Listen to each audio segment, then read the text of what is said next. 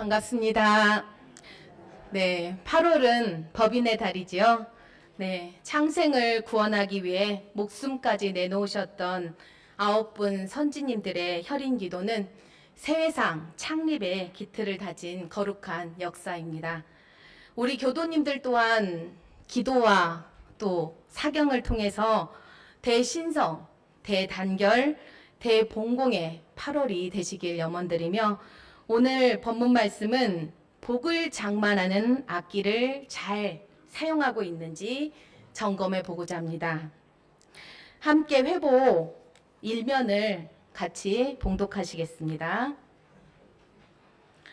대종사 말씀하시기를 우리 속담에 말하고 다니는 것을 나팔 불고 다닌다고 하나니 사람이 다 나팔이 있어 그 나팔을 불되 어떤 곡조는 듣는 사람의 마음을 편안하게 하고 어떤 곡조는 듣는 사람의 마음을 불안하게 하며 어떤 곡조는 슬프게 하고 어떤 곡조는 즐겁게 하며 어떤 곡조는 화합하게 하고 어떤 곡조는 다투게 하여 그에 따라 죄와 복의 길이 나누이게 되나니라. 그런즉 그대들은 모든 경계를 당하여 나팔을 불 때에 항상 좋은 곡조로 천만 사람이 다 화하게 하며 자기 일이나 공중의 일이 흥하게는 할지언정 서로 다투게 하고 망하게는 하지 않도록 하라. 그러하면 그 나팔이 한량없는 복을 장만하는 악기가 되려니와 그렇지 못하면 그 나팔이 한량없는 죄를 불러들이는 장본이 되리라. 대종경 제사 인도품 21장 말씀입니다. 모든 사람들은 하루에도 수없이 많은 말을 하며 살아가고 있습니다. 우리 교도님들 또한 일주일 동안 반가운 마음을 이 교당 3층에 오셔서 많은 인사를 하셨죠. 예로부터 사람의 인격을 말하는 4가지 기준이 있었습니다. 인재를 등용하는데 신언서판이라고 하죠. 신은 용모, 언은 언변, 서는 글씨, 판은 판단력. 그 중에서도 그만큼 말하는 것을 중요하게 생각하셨습니다. 대종사님께서는 사람의 나팔 부는 곡조에 따라 듣는 사람의 마음을 편안하게 하기도 하고 불안하게 하기도 하며 슬프거나 즐겁게 하기도 하고 화합하거나 다투게도 한다고 방금 본문 말씀해 주셨습니다. 이는 우리가 하는 말은 단순한 소리를 넘어 말하는 사람의 생각과 감정이 고스란히 담겨 있음을 의미하고 있습니다. 그래서 우리는 말은 마음을 나타내는 뭐라고 하죠? 거울. 예, 말은 마음을 나타내는 거울이라고도 합니다. 이런 이유로 마음이 기쁠 때, 반갑게 만났을 때는 어떤가요? 반갑습니다 하면서 기쁜 소리가 또 나죠. 또 어때요? 우리 열반하신 분 상가집에 가면 슬픔의 목소리를 또 함께 내셔야 되고요. 그리고 또 복잡하고 거슬리는 경계가 많을 때는 어떤 소리가 나올까요? 퉁명스러운 소리가 나오겠지요. 그리고 사랑이 담겨 있으면 사랑의 소리가 나오는 것이 당연한 일입니다. 그쵸? 예, 자기의 감정을 숨기고 겉으로 자기 마음은 우울한데 겉으로 즐거운 마음을 내도 그거는 그 표현이 아니란 것이죠. 당연한 퉁명스러운 경계가 있으면 퉁명스러운 말투가 나올 수도 있는 거고 화가 나면 화가 나는 소리가 나오는 것이 당연한데요. 우리가 오늘 본문 말씀 복을 장만하는 악기 무엇일까요? 말이죠. 네. 그러면 우리는 지금 우리 공부인들 그쵸? 우리 이립교당 교도님들 그리고 이곳에 또 오늘 하루 이곳 법당에 오신 신입 교도님도 계십니다. 우리가 아까 제가 처음 말씀에 점검하자고 했어요. 그쵸? 하고 또 하라고 하셨거든요. 우리 공부를 많이 하신 교도님들은 내가 복을 장만하는 악기를 잘 사용하고 있는가? 그리고 또 신입교도님은 아, 원불교 공부 중에 복을 장만하는 악기가 있다고 하는데 그게 무엇일까 하고 고누면서 들으시면 좋겠습니다. 그러면 복을 장만하는 악기를 잘 사용하려면 여러분들 또한 잘 알고 계실 텐데 첫째는 말하는 데에도 노력이 필요하다고 합니다. 공감하시나요? 네. 누군가에게 도움을 받았을 때는 감사의 인사를 건네고 또 잘못이 있거나 실수했을 때는 미안하다는 사과의 말이 간단해 보여도 평소에 하지 않으면 그 말이 나오지 않습니다. 여러분들 또한 특히나 공감하고 계실 것입니다. 축하할 일이 있을 때, 그리고 또 위로할 일이 있을 때, 그리고 또한 도움 요청을 할 때도 마찬가지로 평소에 안 하던 말이라면 어색해서 입 밖으로 내기 어려울 때가 많이 있었습니다. 그런데 다시 한번 생각해 보면요. 무슨 일로 내가 언짢아졌을 때, 그리고 기분 나빴을 때 어떠신가요? 그때는 어떠신가요? 말이 나도 모르게를 붙입니다. 나도 모르게 혹 튀어나오는 경우가 많아요. 아까는 감사한 일, 축하한 일 이런 게 있었을 때는 입을 어떻게 떼야 될지 몰랐는데요. 그 기분 나빴을 때, 화가 났을 때는 나도 모르게 입 밖으로 확 나오는 경우가 있어요. 그쵸? 경험 있으시죠? 그래서 그 말을 나도 모르게 내뱉은 말로 인해서 감정이 상한 후에야 우리는 어떤 말씀을 하시죠? 어떤 말을 하죠? 그 말까지는 하지 말았어야 하는데, 그쵸? 예, 또, 이렇게 말했으면 좋았을 텐데, 그쵸? 그렇게 후회한 적이 많으셨을 것입니다. 저만뿐만 아니라 우리 살아가는 사람들이면 모두 그럴 것인데요. 우리 공감하는 내용인데, 어느 날 이제 커피 한 잔을 옆에 두고 책을 읽다가 실수로 어때요? 이렇게 딱 엎어뜨리기도 하죠. 컵을 엎질러지는 경우도 있죠. 실수로 건드려서 바닥에 쏟은 적이 있어요. 커피 한 잔을. 그래서 얼른 휴지를 뽑아서 그 물을 닦았겠죠. 커피를. 그러면 버린 휴지도 꽤 많고 또 바닥에 깔려있던 방석도 어떤가요? 짧은 순간 그 커피 물을 확 흡수를 해버리죠. 많이 젖어 있을 때가 있습니다. 그럴 때 이 상황을 우리가 말에 표현한다면 다른 사람에게 돌아갈 때도 내가 엎질러진 이 물 담을 수 있나요? 이 물을 다시 방석에 있는 커피를 꽉 짜서 커피가 될 수 있을까요? 안 되죠. 그래서 엎질러진 물이다. 예. 이처럼 내가 한 말이, 다른 사람에게 한 말이 이렇게 파장이 되어진다는 말씀입니다. 거둬들일 수 없다는 것.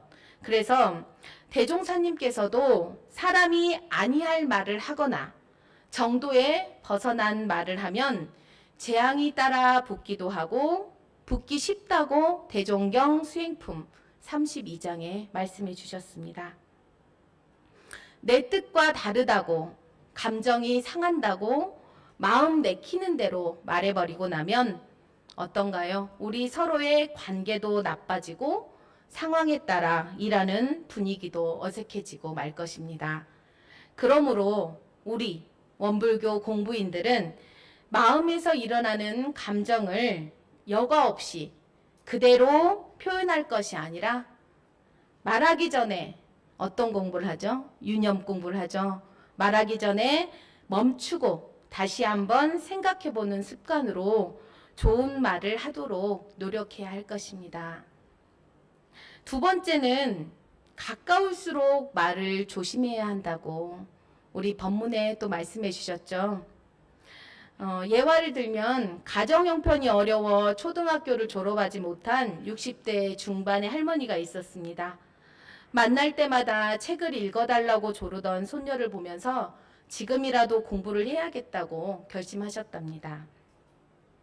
초등학교 과정은 순조롭게 마쳤는데 중학교 과정에 들어서자 영어 과목이 할머니의 발목을 잡게 되고 영어 발음을 한글로 써서 밭일을 하는 중에도 틈틈이 단어를 외우며 공부하셨지만 좀처럼 실력이 늘지 않아 시험에 떨어질까 고민하는 할머니에게 할아버지가 이제 할머니가 할아버지한테 그랬어요. 아무래도 그 영어 시험이 불안해서 그만둬야 할 것 같다. 이제 할아버지한테 그렇게죠. 남편인. 그랬더니 할아버지가 우리 콩나물 얘기 많이 하죠. 우리가 키우는 콩나물을 봐라. 응? 콩나물에 물을 주면 밑으로 어때요? 다 빠져버리지만 며칠이 지나면 콩나물이 쑥쑥 자란다. 그래서 자네가 영어 공부하는 것도 그런 거다 하며 지금 못하는 것 같고 또 눈에 띄는 변화가 없어도 꾸준히 하다 보면 언젠가는 영어도 익숙해질 거라고 할아버지가 불안해하는 영어 시험을 앞둔 할머니에게 말을 해주셨습니다. 할아버지 말에 큰 위안을 얻은 할머니는 어땠을까요?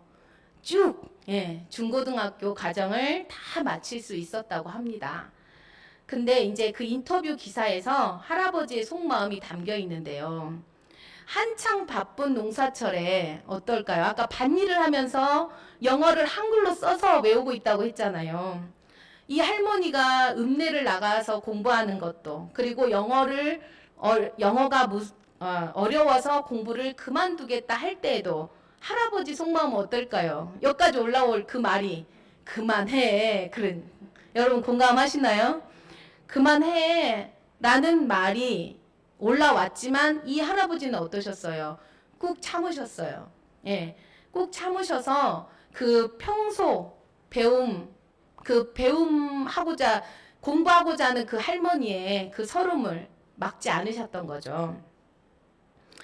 대종사님께서 사람이 말 한 번 하고 글 한 줄 써가지고도 남에게 희망과 안정을 주기도 하고 낭만과 불안을 주기도 한다고 하셨습니다. 만약 영어 공부가 어려워 더 못하겠다는 할머니에게 그만하라고 했었더라면 그럴 수도 있었겠죠. 할아버지가 그만하라고 할 수도 있고 아까처럼 콩나물 시루에 물 주는 것처럼 한번 해봐 라고 격려의 말을 하실 수도 있는 거죠. 그만해라고 했었더라면 그 할머니는 그 평생 한으로 남아서 이 사람 때문에가 되겠죠. 우리는 어때요? 처음 만난 사람에게는 어떠신가요? 말을 하실 때 조심하시죠. 우리 처음 다려 입었을 때는 옷을 처음 잘 다려 입은 것처럼 잘 조심하는 것처럼 우리가 처음 인연을 만났을 때는 잘 대하지만 어떠신가요? 허물없는 관계가 될 때는. 그런데 우리 공부인들은 법문 말씀에 잘 나와 있기 때문에 잘 멈추고 잘 하시지만 일반 사람들은 사이가 좋아지면 저 사람이 나를 이해해 주겠지라는 마음이 생깁니다. 그죠? 내가 이만큼 해도 저 사람 이해해 주니까 나는 요만큼 이야기해도 돼 라는 마음이 있습니다. 이 정도는 괜찮겠지 하는 마음이요. 그렇지만 우리는 친한 사람일수록 더욱더 공경하고 조심하라고 하셨죠. 우리가 친한 사이일수록 더 편하게 더 그냥 알아주겠지 하면서 좀 함부로 대한다면 우리의 인연 관계는 어떨까요? 좋게 갈까요? 이제 멀어진다라고 또 법문에 말씀되어 있습니다. 그래서 가까운 인연일수록 공경심을 가지고 말하는데 더욱 조심해야 한다고 말씀해 주셨습니다. 세 번째는 복이 되는 말씨. 복이 되는 말씨를 심어야 합니다. 철학자 쿠잔토스는 총명하고 지혜로운 노예 이솝에게 세상에서 제일 귀하고 좋은 것이 무엇인지 물었더니 그 이솝이 대답하기를 세상의 진리와 이성을 표현할 수 있는 사람의 혀가 제일 좋고 귀하다고 말했습니다. 그러면 다시 철학자가 이솝에게 물었습니다. 이 세상에서 제일 나쁜 것은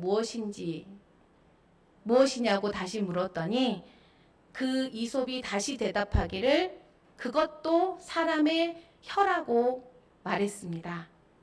이유는 다들 아시죠? 남을 중상모략하는 도구로 사용할 수 있기 때문입니다. 내가 하는 말 한마디가 어떤 위력을 나타내는지 짐작해 볼 수 있는 이야기입니다. 대산종사님께서 수신 강요에서 내가 빈말을 하는지 참말을 하는지 남에게 해될 말을 하는지 덕될 말을 하는지 잡될 말을 하는지 여러 사람에게 모범될 말을 하는지 늘 살펴야 한다고 또한 말씀해 주셨습니다. 말이란 한 번 내뱉고 나면 다시 주워 담을 수 없는 것이니 우리 공부인들 또한 유념하면서 공부해야 하겠습니다. 아까 말에 씨를 심자 하셨잖아요. 말이 씨가 된다고 하셨습니다. 내가 건넨 말 한마디가 그 상대방의 마음밭에 떨어져서 힘과 용기를 주는 생명의 씨가 될 수도 있고 포기와 시비를 일으키는 원망의 씨가 될 수도 있다는 것을 우리 교도님들 또한 다 알고 계실 것입니다. 우리는 살아가면서 가정에서 일터에서 하루에도 수없이 많은 말을 인연들과 함께 주고받게 됩니다. 단점보다는 장점을 먼저 칭찬하고 인정해주는 말씨를, 불안하고 얼어붙은 마음을 녹이는 부드럽고 따뜻한 말씨를, 차별 없이 누구에게나 진실하고 솔직한 말씨를 심어간다면 내 마음도 편안해지고 더불어 모두가 행복한 마음밭을 가꿔가는 생활이 될 수 있을 것입니다. 저희가 충고는 좋은 말일까요? 나쁜 말일까요? 다 상황에 따라 다르겠지요. 네. 내 마음이 상대방을 위하는 마음으로 좋은 마음으로 말을 건넸지만 그 상대는 어떻게 받아들일지는 모릅니다. 그래서 우리가 아까 말한 대로 그 칭찬, 단점보다는 장점을 찾아서, 그리고 내가 먼저 내가 이렇게 법문 사경을 해봤더니 그동안 놓치고 있던 법문이 오늘 하루가 쏙쏙 와 닿았다. 그쵸? 그냥 저희가 법문 봉독을 하지만 그냥 지나갈 수도 있어요. 그런데 사경을 꼭꼭 눌러서 그 단어를 쓰다 보면 오늘 하루가 그 단어 말씀, 법문 말씀이 이랬구나. 이래서 대종사님이 우리에게 공부하라고 하셨구나. 대산종사님께서 그러셨구나. 이런 마음이 드는데요. 왜 안 써? 우리 충고하고 싶어서 해라고 하는 것보다, 그렇죠? 사랑하는 마음이 들어있지만 내가 먼저 즐겁게 쓰시면서 자기 마음을 그 상대방에게 전파해 주시는 것, 그것이 바로 우리 복의 씨를 심는 것이거든요. 대산종사 법문집 2집입니다. 입으로 짓는 죄와 복에 대해 말씀해 주셨어요. 입으로 짓는 복은 남에게 희망을 주는 말, 남의 선행을 드러내는 말, 그리고 여진이 있는 말, 서로 화하게 하는 말, 공부심이 나게 하는 말, 신심 있게 하는 말, 바른 말, 모가 없는 말, 남을 착하게 선하게 하는 말, 남을 공경하게 하는 말, 남의 잘못을 숨겨주는 말, 유순한 말, 참된 말, 정중한 말, 감사를 느끼는 말, 겸손한 말, 자비스러운 말, 그리고 공심이 있는 말이며 입으로 짓는 죄는 계문입니다.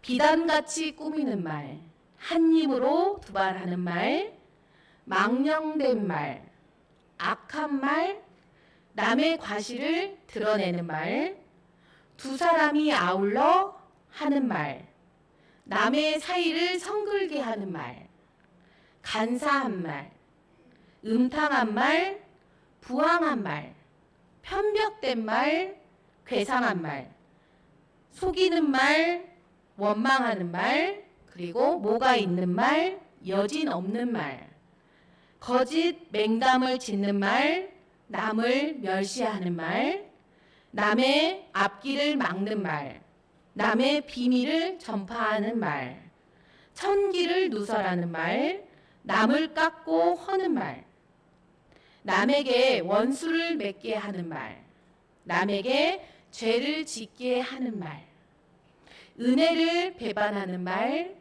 신심을 얻게 하는 말, 상을 내는 말, 냉정한 말이라고 대산종사님께서 말씀해 주셨습니다. 우리 계문에 또한 다른 사람의 과실을 말하지 말면은 어떻게 점검하고 계시나요? 계문 다 하고 계시죠? 이 다른 사람의 과실을 말하지 말면은 눈을 어디로 돌려야 될까요? 밖을 봐야 될까요? 눈을? 네, 안을 보는 거죠. 자신의 공부에 집중하고 자기 자신을 돌아보며 이해와 관용으로 상극의 인연을 맺지 않으며 생각 없이 말하고 분위기에 휩쓸려 말하는 습관을 고치는 것. 많이 범하기 쉬운 이야기죠. 그리고 상대심과 선입관으로 상대를 바라보고 생각하는 습관도 고치는 것에 해당됩니다. 그리고 아는 채, 잘난 체 하는 버릇을 고치는 것이 다른 사람의 과실을 말하지 말며입니다. 또 두 사람이 아울러 말하지 말며, 여러분들 어떠신가요? 아울러 말하지 말라는 거는 인내력으로 상대방의 말을 끝까지 잘 들어야 됩니다. 상대방의 말을 듣지 않고 내 생각이 먼저 나와가지고 그 말을 그 두 사람이 아울러서 얘기를 해버리는 거예요. 다른 사람이 있는데. 그래서 잘 듣는 연습을 해야 되고요. 여유 있고 설득력 있는 대화술로 잘 말하는 연습을 해야 하고요. 공감하는 능력으로 잘 이해하는 연습을 해야 합니다.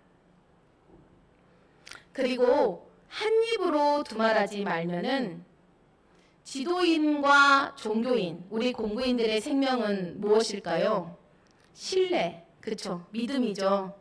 이 신뢰, 멈추어서 생각 있게 말하는 연습을 통하셔야 돼요. 그래서 신중한, 아까 멈추어서 말을 하라고 하셨듯이 신중한 언어 생활을 해야 되고요. 중도에 맞는 말을 해야 되고 깨닫고 실행하고 본 것을 특히 확실한 것만 이야기를 해주셔야 합니다. 그런데 우리가 많이 실수하는 거 어떤가요? 저 사람한테 들었는데 그 사람이 진짜인지 가짜인지 이야기를 확실하게 확인을 하지 않고 아 그랬다더라 그랬더니 어때요? 그게 순식간에 번져서 그게 진실이 되는, 특히 요즘 SNS로 그런 뉴스들이 많이 일어납니다. 내가 들었으면 그 이야기가 정확한 이야기인지 확인하셔야 돼요. 확인하셔서 그때 정말 내가 그것을 정확하게 대답을 해줄 수 있을 때 이야기를 하셔야지. 아이고 그랬다더라 그랬대 아 그랬어 이렇게 번져나가는 거예요. 공감하시죠? 네, 우리 공부인들 열심히 공부하시기 때문에 더 느끼실 거예요. 우리 지도인과 종교인의 신뢰 생명입니다.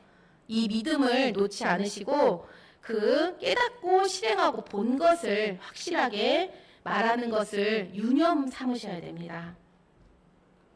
또한 정산종사님께서는 구시화복문, 구시화복문이라 잘못 쓰면 입이 화문이지만 잘 쓰면 복문이 된다고 법훈편 39장에서 말씀해 주셨습니다. 좀 전에 대산종사님께서 입으로 짓는 복, 입으로 짓는 죄, 그 말들을 다시 한번 점검하시고 복을 장만하는 악기를 잘 사용하려면 말하는 데에도 서로의 노력이 필요하고 친하고 가까울수록 서로 말을 조심해야 하며 서로 복이 되는 말씨를 심는 우리 공부인들이 되셔서 우리가 8월 지금 중순이 다 지나갔죠. 네, 8월에는 우리 공부인들께서 난 유문용을 뭘로 정하지? 유문용 뭘로 정해야 돼요? 하시죠. 그런데 이렇게 우리 교화단 책에 보시면 8월 달에는 복을 장만하는 악기를 주제로 우리가 공부를 합시다라고 원래 교화단 책자에 되어 있어요. 그런데 우리가 8월 첫 주에 휴가법회를 봤죠. 그래서 제가 지금 단장님들께서 이거 가지고 공부하시고 또 지금 공부하신 분들도 계시고 또 아직 단회를 못하신 단원님들도 계실 것입니다. 그래서 한 번 더 제가 점검을 해드리는 거예요. 그래서 8월에는 이 법문을 가지고 내가 한번 어떤 유문염을 정해볼까. 그래서 이 정한 유문염으로 8월달, 9월달 갈 수도 있고요. 8월달에 내가 이걸로 유문염을 정해서 공부를 했으면 9월달에는 또 어떤 법문 말씀으로 내가 한 달을 살아볼까. 여러분들이 그렇게 마음을 정하셨으면 좋겠습니다. 8월에는 내가 부는 나팔에 따라 나에게 죄가 오기도 하고 복이 오기도 하는 이치를 잘 알아서 모든 경계를 대할 때마다 항상 좋은 곡조로 한량없는 복을 장만하는 악기를 잘 사용하시는 공부인이 되시기를 염원드리면서 이상 마치겠습니다.